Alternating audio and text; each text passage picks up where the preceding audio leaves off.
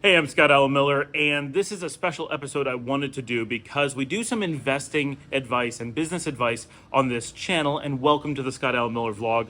By the way, if you have not been here before, normally I vlog about my life, but we do intersperse with some investing information, partially for people looking to invest here in Nicaragua and sometimes just in general. And today I want to address something very general.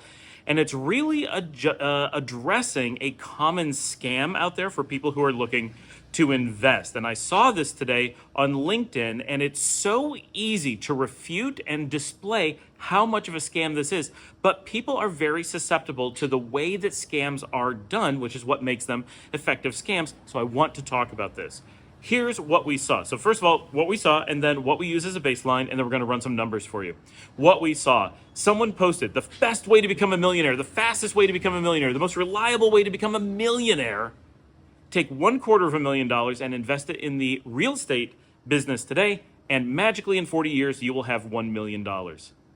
This is roughly true. I'm not going to dig into the details too much, but they're talking about an average. And yes, the average investment will probably do something like that in real estate. 40 years is a very long time. If you have a $250,000 of investment capital ready to just put into real estate and do nothing except maintain the property during that time, of course, there will be quite a significant amount of maintenance during that time, but presumably you will live in the house and do it. However, that leaves a lot of problems, like you had $250,000 of cash at the beginning and your house is only worth $1 million at the end. Yes, so basically it says the easiest way to become a millionaire is to take an extremely large amount of excess capital, hold on to it for 40 years until inflation makes that called a millionaire. You won't be a millionaire in today's terms. You will have $250,000 in today's terms because historically, over the entire history of real estate tracks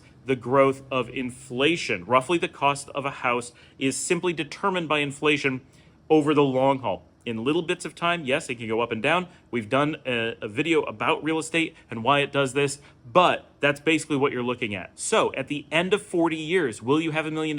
Yes. What will that $1 million be worth in today's money? $250,000, exactly what you put into it. So will you have gained wealth? No, you will not have gained a thing. Will you have gained pennies? Yes, pennies. Actual pennies will have increased, but the value of those pennies will have been cut in a quarter. So this is one of those ways that hucksters trying to sell an investment scheme make you confused is by they don't adjust for inflation and they use terms like millionaire and magic money, but they're just hiding inflation and trying to sell you something based on inflation. And in this case, it is someone who's trying to sell a real estate scheme and is constantly posting these kinds of things. So we know to look for it, but if you're not used to looking for those things, if you're not thinking critically, it's easy to miss that they didn't gain you any wealth. And in fact, you would lose wealth over that time because you have to maintain that house. So if you've ever owned a house, you know that it's not free to keep a house. Now, if you owned that house and rented it to someone over that time, potentially you would make some more money and its value would be held. However, over 40 years, houses in America, which is where this was posted, tend to have some decreases in overall value because they get older. And houses in the US tend to be built for only about the 100 to 150 year lifespan. It's not like investing in some other parts of the world where you may be building out of stone and be looking at a 400 to 600 year lifespan, which gives you a much different investment prospect. Okay, that's the first piece. There's no gain in wealth here, right? The whole thing is a trick because $1 million, being a millionaire, sounds like this amazing thing. First of all, you're not gaining $1 million. You're only gaining $750,000. You're not starting from zero. You're starting with $250,000 already in hand. A lot of things that are being missed here. But yes, at the end, you could call yourself a millionaire. But if you wanted to be a millionaire today with that $250,000, simply find any country whose currency is worth no more than a quarter that of the United States, convert your money into that currency, and you are automatically a millionaire with zero money lost in whatever currency it is you decided to have. They're using the term millionaire to mean something useless. Normally when we say millionaire, we're using it to mean that we have $1 million of today's US money as a measurement of value. And it's still not that big of a number, right? Being a millionaire today doesn't make you able to retire very easily. For example, if you had $1 million of excess cash that you had no need to keep in any given investment, yeah, you could probably retire on that. But under normal circumstances, people who have $1 million of value, they're living in the house worth most of that, and they need that house. If they sell that house, they have to live somewhere. So that money isn't available to them to keep investing. So millionaire doesn't mean the way that people picture it. It's a really good sales tactic. So they're using a lot of fake things here. And so when they say millionaire, it's essentially a lie. When we say you're a millionaire, we mean in today's money. It's a certain value. What they're saying is you're going to be a quarter millionaire or a $250,000 heir in today's money 40 years from now. That's the trick. Now, what do we use as a baseline? Look at my videos. I have a video about index fund investing basics. Index funds like the S&P 500 in the United States are what we use in the financial world to consider a baseline for investments. It is the simplest, most reliable way to make real earnings in any investment market. Using that, yes, it spikes year to year. It's very hard to come up with an average, but using a very conservative average of around 9%, that is what we use to gauge what a projected investment would be or should be to consider it a good investment. Anything that falls below the 9% average is considered throwing money away. Basically, you've made a mistake. And so when we're looking at the house, which would earn, adjusted for inflation, 0, right? That's not good. If you're looking at a savings account that earns less than inflation, you would actually lose money. The house is better than a savings account under most situations. So that's a good guide to go by. Most bonds are worse than real estate. Those are the kinds of things that lose against inflation, whereas a house tends to hold against inflation. But to be a good investment, it must beat inflation. You must make money rather than simply holding on to the wealth you already have. Index funds are considered the baseline. To be a good investment, you must beat the index funds reliably. And some people do. Warren Buffett, for example, he puts his entire life, all of his research, into beating the index funds. If he's not there doing that, he recommends index funds. That's where he wants his money to go when he's no longer around to do that research and do that full-time thing, because index funds are reliable and have been for their entire history, just as real estate has roughly held against inflation for its entire history. These things are surprisingly predictable. The idea that you can't predict where investments are going to go is only in the short term. In the long term, they are actually quite predictable. So an index fund, if we were to take that same $250,000 today and put it into a house, and in 40 years, we're very reliably going to have $1 million. If we did the same thing with an investment fund, we are an investment index fund in the S&P 500, we are very reliably in 40 years going to have $8.6 million. That means compared to the baseline, the least effort, don't have to think about it, anything less than this is a failure number, that house will lose you $7.6 million before adjusted for inflation. So it's not a loss as big as it sounds, but it's still an insanely large loss. That's how much money you would lose investing in that house against the industry baseline. And that's what you measure success against. So it is a failure, a mistake, an error of $7.6 million. And that's what they don't want you to know. When they get you to buy into houses, they're taking that money that you're investing in the houses and they're probably putting it into an index fund or something similar.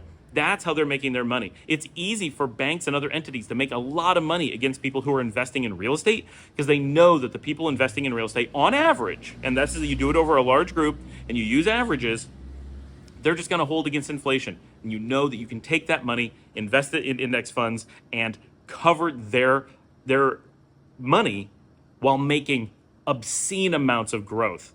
That's where the profits are coming from in very reliable ways. And if you did lots of research and knew what you were doing, you can beat the S&P 500, but that requires a team of experts and research and full-time, and you got to put a lot of effort into that. If that's your business, maybe you should. But if you're a normal investor, index funds are the tool we use to gauge what is good and what is bad. And you can always simply put your money into a good, reliable, low overhead index fund and meet that baseline. And that baseline is a very good thing. If you started investing when you were very young directly into an index fund, never take that money out, simply let it go. Your chances for good retirement are great. And your chances for a retirement earlier than expected are great. The market actually makes it really easy to make money if you're not getting scammed or falling for scams or not bothering to invest. Even at low income, you can put money into these index funds and do pretty well. And you don't need $250,000 to get into one. Whereas with a house, you do need a certain amount of money to even get in the door. So that 40 years of $250,000 with the house, if you have $250,000, either someone just handed it to you and wow, you just got handed $250,000, or you've had to earn it, which means there had to be a time you were earning that money. You could start investing at $1,000 or $10,000, and as you build up to that $250,000, have it in that index fund and build towards that house. Of course, you could buy a house for $100,000, hold on to it for a little bit, sell it, and get that $250,000. But you got to pay taxes every time you're transferring a house, and sometimes those hit pretty hard. So it may be harder to get to that $250,000 through real estate growth than you think, especially as houses don't grow over time. They simply hold steady.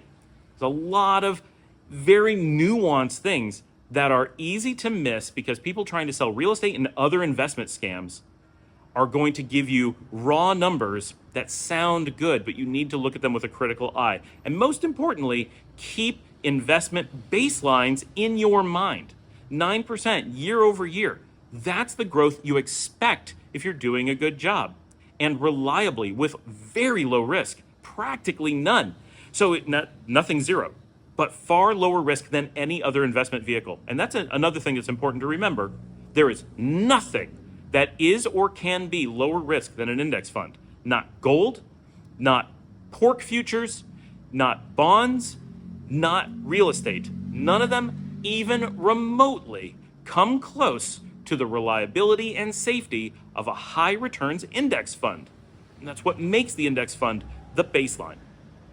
Thanks for joining me. Like and subscribe for more on Nicaragua, investing, business scams. I'm a business advisor to companies. This is what I do. And sometimes I see these things and I feel I need to get this information out there because it's important for people to understand where these scams are coming from because they're everywhere. Our everyday lives are covered with people who are trying to sell us smoke and mirrors and use simple math that we are not well taught in school. Why schools are not teaching how to look for these things, how to identify them, how to look for a reasonable baseline, I don't know. Other than it is not in the interest of the general group of investors who know what they're doing for everyone to know how to invest well.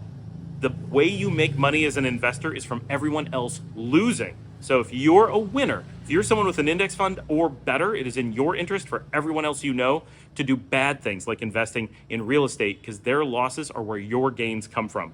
Thanks for joining me. Like and subscribe. I'll see you next time.